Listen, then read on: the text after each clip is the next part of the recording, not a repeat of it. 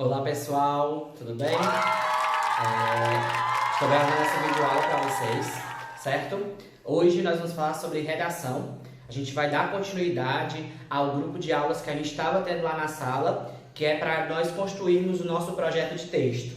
A gente já viu a introdução, nós já vimos o desenvolvimento e agora falta ver a conclusão para que nós possamos terminar a estrutura básica da redação, que é a introdução, desenvolvimento e conclusão. Ok? Então, hoje nós vamos ver o último parágrafo do nosso texto, certo? Que nós chamamos de conclusão, logicamente. Então, no material que eu dispus para vocês no Google Sala de Aula, tem a estrutura e a gente vai ver agora no slide, tá bom? Prestem atenção e vocês podem comentar com dúvidas, enviar as dúvidas pelos líderes para mim que eu vou estar respondendo, tá ok?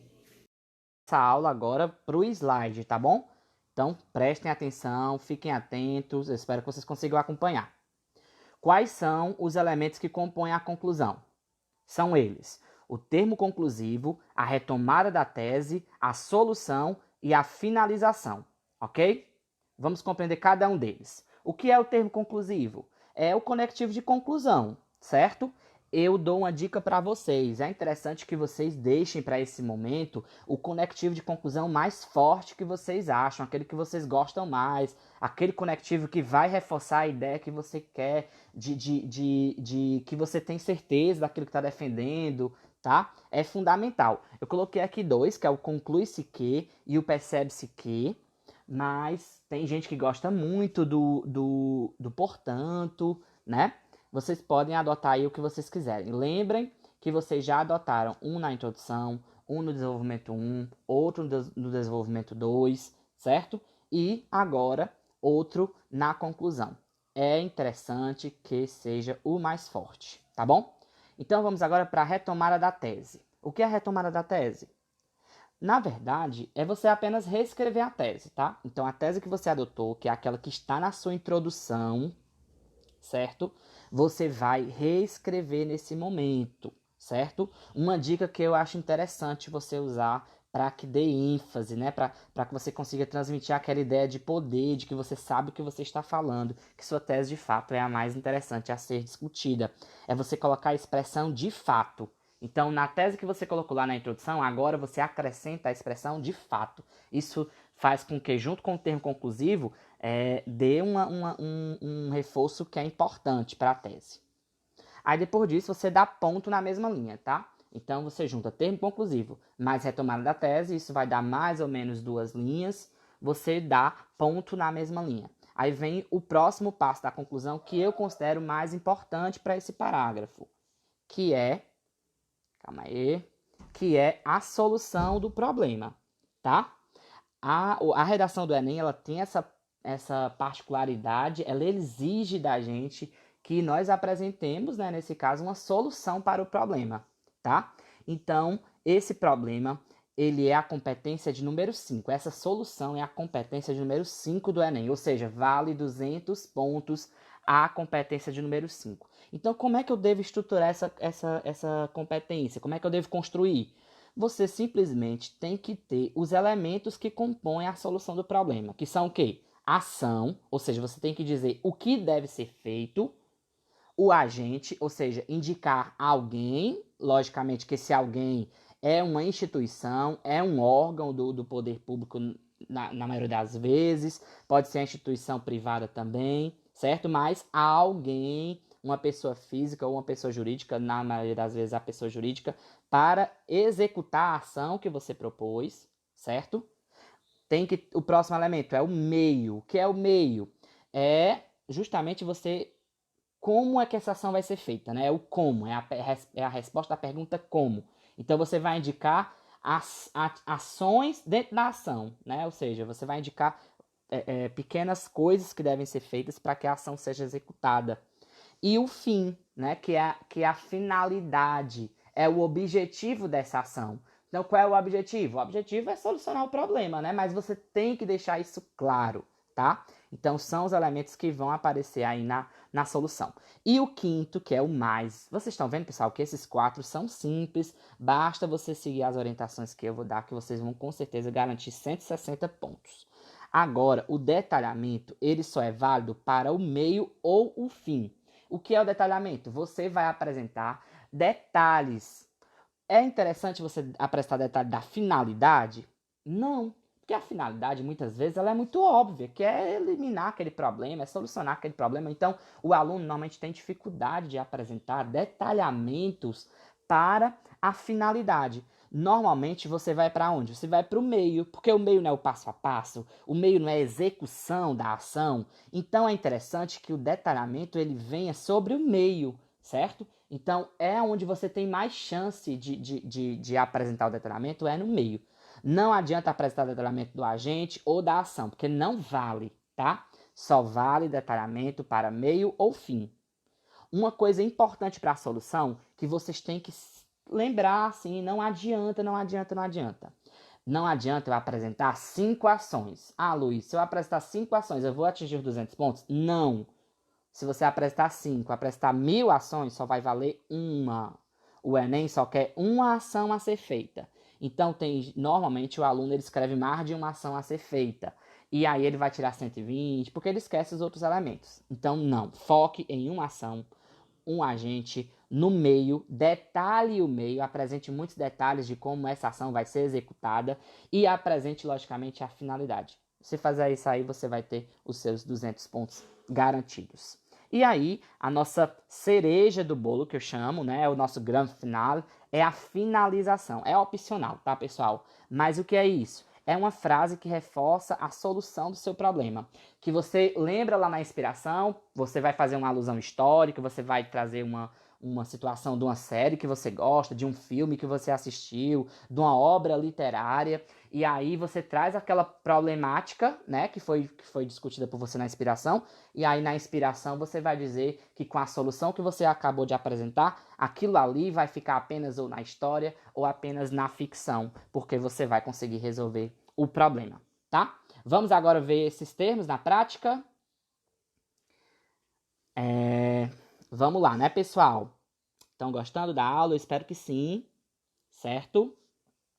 Tá bem interessante. Vamos lá. Termo conclusivo. Eu adotei aqui no exemplo que eu trouxe para vocês o conclui-se que, né? A retomada da tese. Pessoal, eu trouxe o exemplo que eu estava utilizando com vocês na sala de aula. Lembram? Aquela redação o modelo que eu apresentei sobre a leitura. Pronto, eu trouxe ela para que vocês continuem, né, na mesma temática, até para conseguir captar, né, conseguir compreender melhor aquilo que eu estou falando.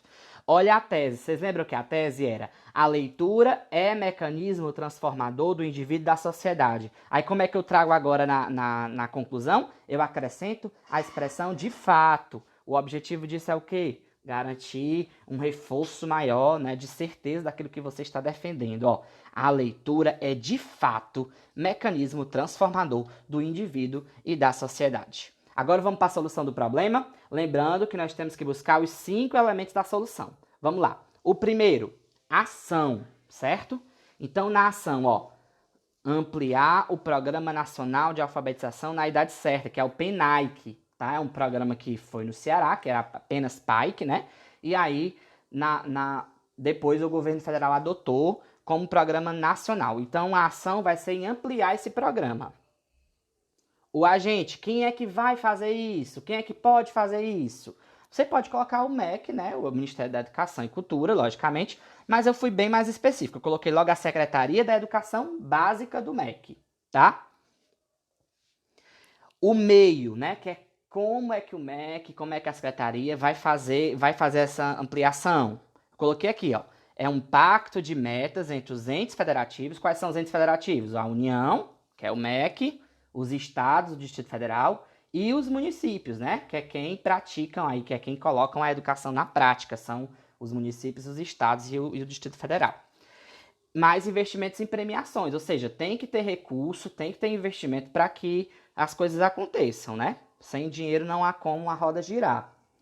E por fim, a finalidade disso é nacionalizar a alfabetização, ou seja, tirar isso apenas dos municípios e do estado e ser algo que todo mundo, o Brasil inteiro, né, tá no mesmo, falando a mesma língua, querendo o mesmo objetivo, e erradicar, logicamente, o analfabetismo. Tá faltando o quê, pessoal? Tá faltando aquilo que é o mais difícil, que é o detalhamento, ó. O detalhamento, nesse caso que eu fiz, foi sobre o meio, porque é mais fácil fazer sobre o meio, ó. Então, eu já tinha dito que o meio era pacto de metas entre os entes federativos, né? E mais investimentos em premiações. Aí eu coloquei, ó, como é que eu vou fazer esse pacto? Relacionar receita aos resultados, ou seja, quem tem resultado positivo vai receber mais recursos da União. E colaboração com os resultados negativos, ou seja, quem está muito bom também se obriga a colaborar com os estados que estão com índices mais baixos e assim recebe mais recurso. Entenderam mais ou menos? Ó, tem agora os 5.